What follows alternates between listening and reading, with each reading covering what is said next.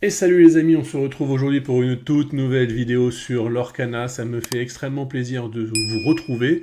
Avant de démarrer, on va faire une petite aparté sur notre partenaire MaxiRev qui soutient la chaîne depuis de nombreuses années et qui vous soutient, toi aussi joueur qui est là, qui me regarde. Tu vas pouvoir gagner des petits euros. Comment ça se passe? J'explique rapidement. Nouveau programme de fidélisation sur le site. Vous allez gagner donc des points qui vous permettent après ces points-là de les transformer en remise, en argent, en bons d'achat, on va dire.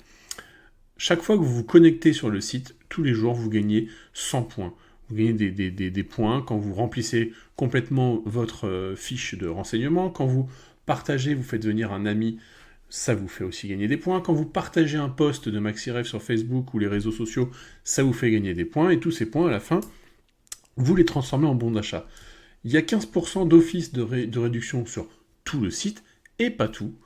Si vous utilisez au moment de payer le code MAXICST, qui s'affiche à l'écran à l'instant, ça va vous permettre de bénéficier de 2% de remise supplémentaire sur l'ensemble de votre panier. Il n'y a aucune restriction, que ce soit jeu de figurines ou jeu de cartes ou jeu de société ou accessoires. Ça marche partout. Je répète, le code MAXICST. Grand merci à Mathieu et toute son équipe de MaxiRev, vraiment, qui nous régale. J'ai envie de vous dire générique et on se retrouve juste après pour le deck. C'est parti.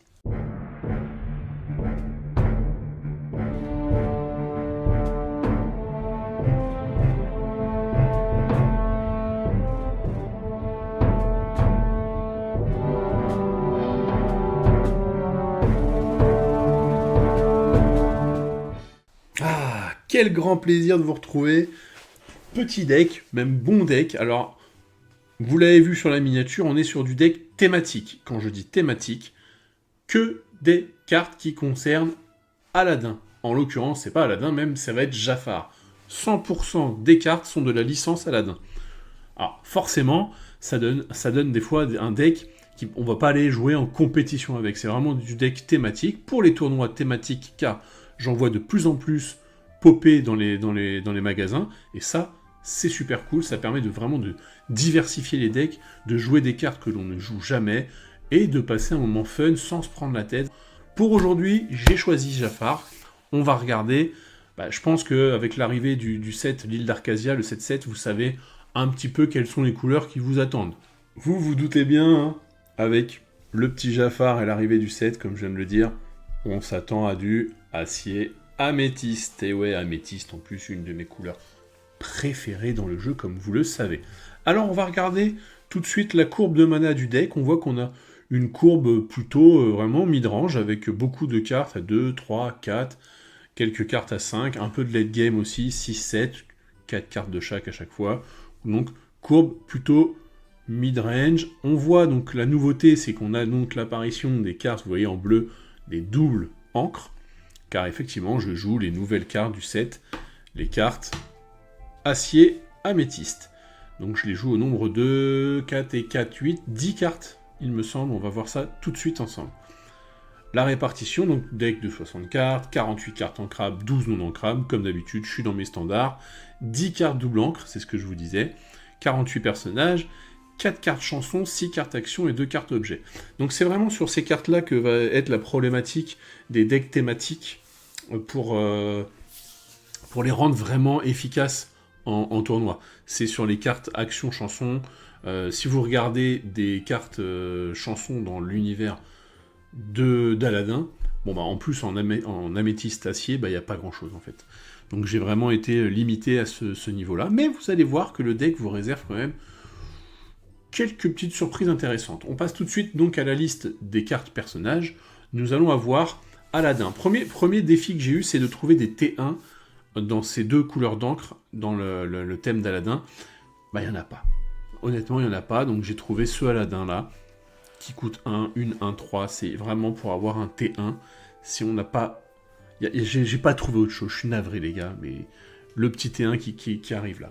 On prend tout de suite une nouvelle carte que je trouve magnifique du 7-7. C'est le Raja, qui coûte 2, donc le tigre, qui coûte 2 en crabe, 3 d'attaque, 3 de résistance.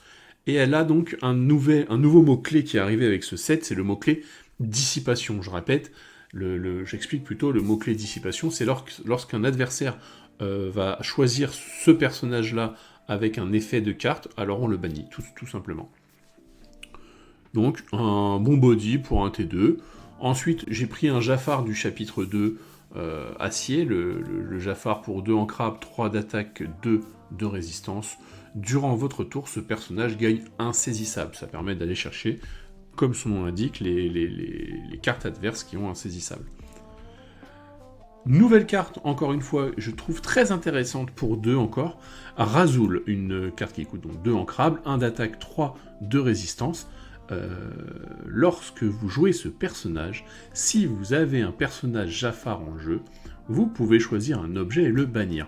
On sait, alors, on n'est pas dans un deck vraiment, j'ai dit compétitif, hein. Vous n'êtes pas à l'abri de rencontrer un adversaire qui va jouer donc avec des objets, je pense comme ça qui me viendrait, donc Picsou avec son sous-fétiche, bah, ça va vous permettre de bannir des objets. Intéressant, un petit T2 sympathique. Le Jafar du set 3, qui coûte 3 ancrables, 2 d'attaque, 2 de résistance, il l'or pour 2, c'est intéressant.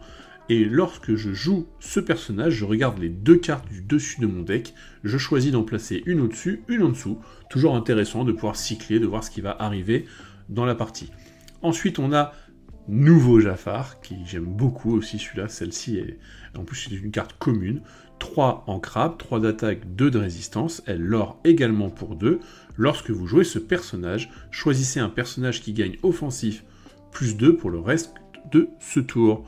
C'est un petit buff d'attaque pour aller chercher des personnages un petit peu embêtants du côté de votre adversaire. Une des premières cartes, la première carte du deck en bi-encre, c'est donc le Cobra géant pour 3 ancrables, 4 d'attaque, 4 de défense. Donc là, on voit que l'effet des cartes double encre qui ont des statistiques un peu plus élevées que la moyenne, elle l'or pour 1, elle a le mot-clé dissipation, je rappelle, si votre adversaire cible cette carte avec un effet de carte à lui, on bannit tout de suite la carte.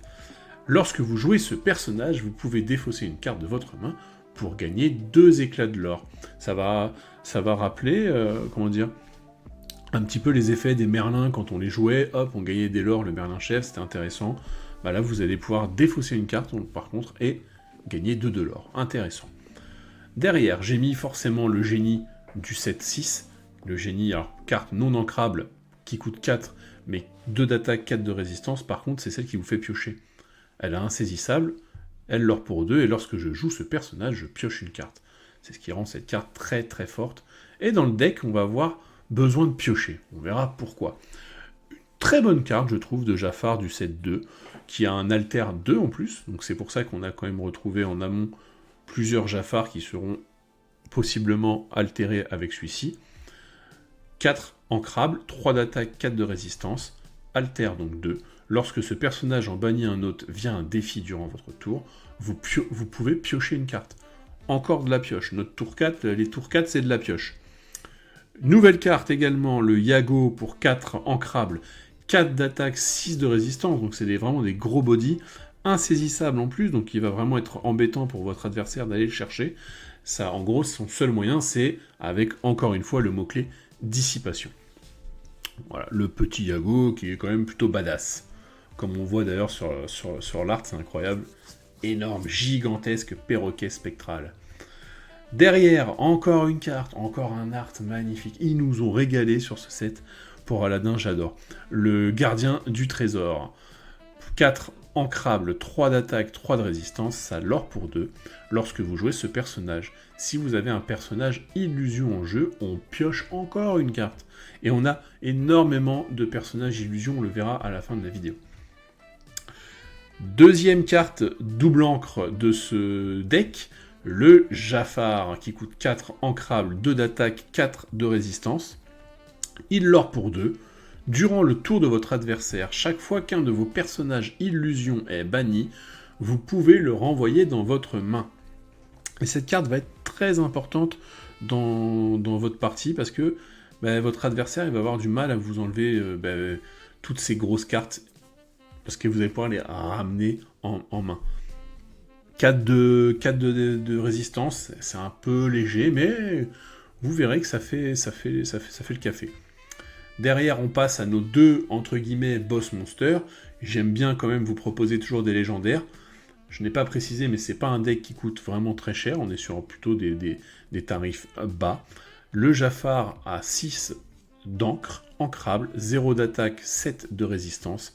Il l'or pour 2. Les personnages adverses coûtant 4 ou moins ne peuvent pas défier. Je dis bien ne peuvent pas défier, c'est pas que lui. Celles ne peuvent défier personne. Et on a offensif 7. Quand je défie, j'ai 7 points d'attaque. Grosse carte quand même. Et donc, une carte qui avait fait longuement parler à sa sortie au 7-3, le Jafar qui fait piocher. Quoi qui fait piocher, qui vous fait gagner du lore quand vous piochez. 7 ancrable, 4 d'attaque, 5 de résistance. Il est altérable celui-ci pour 5. Insaisissable, il lore pour 1, mais tant que ce personnage est épuisé, gagnez un éclat de lore pour chaque carte que vous piochez durant votre tour. Donc tous les effets de pioche qu'on a vus avant vont être dédiés à ce Jafar-là. Je l'ai remis au centre du deck, ce que je trouve, voilà, c'est la légendaire la plus badass pour moi de notre combinaison de couleurs. Des cartes actions. Force hypnotique, une carte du chapitre 5, pour 2, ancrable. Donc c'est des actions, ce ne sont pas des chansons, vous devrez payer forcément le coup. Piocher une carte, donc ça va aussi comboter avec notre Jafar que j'ai présenté juste avant. Choisissez un personnage qui gagne offensif 2 pour le reste du tour. Voilà, c'est surtout le côté pioche avec le Jafar qui va m'intéresser à ce niveau-là. Une carte encore pour 5 actions qui trouve garde, pour 5 je pioche 3 cartes. Donc ça va être intéressant, ça sera plus en late game cette carte-là, quand vous aurez installé votre board. Derrière, j'ai voulu quand même mettre une autre carte bicolore dédiée à Aladdin dans notre deck. C'est une carte qui coûte 6 non ancrable, restaurer la couronne. Épuisez tous les personnages adverses. Chaque fois que l'un de vos personnages en bannit un autre via un défi, ce tour-ci, gagnez 2 éclats de l'or. Là, c'est pour plus miser sur le côté. On a mis nos gros personnages illusion. Bah, ça permet, avec leurs gros stats, d'aller faire des trades et donc de gagner à chaque fois 2 de l'or. C'est la petite subtilité du deck. Je ne l'ai pas mis en beaucoup d'exemplaires, on va voir la liste à la fin. Les cartes chansons, bah, j'en ai une, forcément, les amis. On est d'accord, ce rêve bleu, 5 non ancrables. Je rappelle, défaussez toute votre main, piochez cette carte. On joue ça avec notre Jafar, on va gagner 7 l'or. C'est pas facile à mettre en place, je vous le dis, mais franchement, c'est tellement une satisfaction quand on réussit à le faire au moins une fois que je me devais de le mettre dedans, et quand même notre deck est basé sur la pioche. Carte objet, j'en ai quand même mis un, en l'occurrence c'est la lampe, pour 2 non ancrables, du 7-3. Bannissez cet objet si vous avez un personnage Jafar en jeu, piochez 2 cartes. Si vous avez un personnage génie en jeu, choisissez un personnage qui coûtant 4 ou moins et renvoyez-le dans la main de son propriétaire. Grâce à ça, on peut soit renvoyer en main une carte de l'adversaire, soit, je rappelle, renvoyer en main notre Cobra qui nous permettra de le rejouer, de défausser, de gagner 2 de l'or. Je vous propose une main de départ. Donc, j'ai mis le Jafar à 2, voilà, pour tranquillement poser un petit Jafar qui permet avec de l'attaque insaisissable d'aller chercher des menaces de votre adversaire au début qui seraient insaisissables. Le Razoul qui sera donc plus là en T3 parce que pour bénéficier de son effet de bannir un objet, je rappelle quand vous avez un Jafar en jeu, on ne peut pas le jouer pour 2 parce que je n'ai pas de Jafar à 1. J'ai mis un T1 quand même à Aladdin pour avoir quelque chose à jouer. Et il n'y aura que 4 T1 dans le deck, c'est là la faiblesse du deck, mais dans ces couleurs, je rappelle, je n'avais pas d'autre choix. Le Jafar Alter 2, donc qui est un très bon start, ça peut être aussi une alternative de début de partie.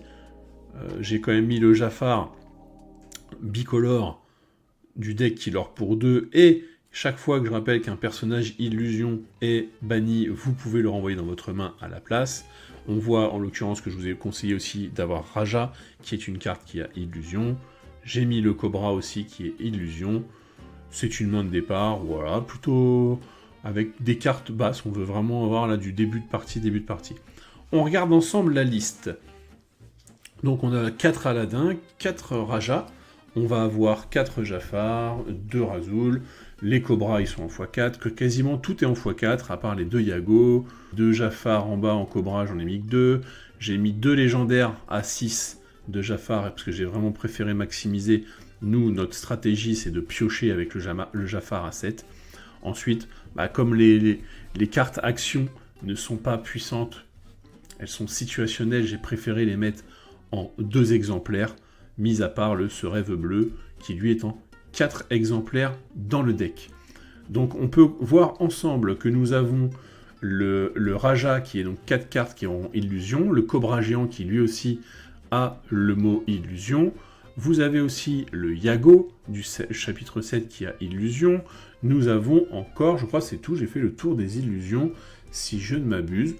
Ça me paraît quand même assez intéressant, une dizaine de cartes pour faire les combos.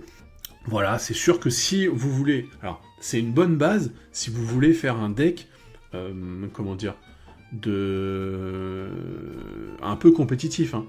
Je veux dire, on a quand même des bonnes cartes en améthyste qui vont pouvoir aller améliorer sensiblement. Je pense à des cartes de gestion en acier, parce que c'est ce qui nous manque ici, on n'a pas de quoi gérer. On est vraiment focus, nous, sur notre game plan à nous. Vous n'aurez pas de quoi aller envoyer 5 dégâts à distance. Voilà, on n'a pas de Zeus, on n'a pas tout ça. Là, j'aurais mis mes amis de l'au-delà, forcément, pour aller avec la pioche. Mais ça ne rentrait pas dans la thématique. C'est vraiment cette gamme de decks que j'ai envie de vous proposer avec Astier, des decks thématiques, et on vous proposera donc par la suite des duels thématiques. J'espère que ce deck vous intéresse, que vous allez le monter. Il coûte vraiment pas cher, on est sur moins de 100 €. Hein. Ce qui va coûter un peu d'argent, ça va être les cartes Le Génie qui fait piocher à 4, ça va être les Rêves Bleus, et je crois la légendaire Jafar. Sinon, derrière, on est sur de la carte vraiment basique, qui ne coûtera pas cher. Il est tout de même, voilà, quand on débute, intéressant, on voit qu'on a un peu de rareté tout de même. J'ai mis donc 6 légendaires dans le deck, vous avez de la super rare, des nouvelles super rares, des rares. Je trouve le deck plutôt sympa. Voilà, le deck méchant, le deck thématique. On fera un petit championnat qu'on avait fait déjà à l'époque avec Mathieu, on va faire la même chose pour ce nouveau set avec Astier. Là, je suis donc sur les cartes, vraiment, je me focus sur les dernières cartes parce que c'est ce que vous venez d'acheter, et je pense que vous avez envie d'essayer de monter aussi des decks avec ces dernières cartes. Voilà. Écoutez les amis, un petit mot encore pour notre partenaire MaxiRêve, qui nous permet, qui nous soutient pour la création de notre contenu, qui vous soutient avec son nouveau programme de fidélisation. Derrière, n'hésitez pas à commenter dans la vidéo. L'équipe, ça va être moi, ça va être Astier, ça va être Mathieu, qui vont vous répondre à toutes vos questions, tous vos débats, ce que vous auriez mis, ce que vous n'auriez pas mis. On est là pour échanger. N'hésitez pas à vous abonner, la petite cloche pour être au courant dès qu'une vidéo sort sur la chaîne. Vous savez qu'on fait du multi-TCG, vous retrouverez pas que du Lorcana, vous allez retrouver du Star Wars, du One Piece, du Alter et du Lorcana bien sûr. C'était Nicoco, d'ici là portez-vous bien, tapez bien le carton et on se retrouve très vite. Ciao ciao.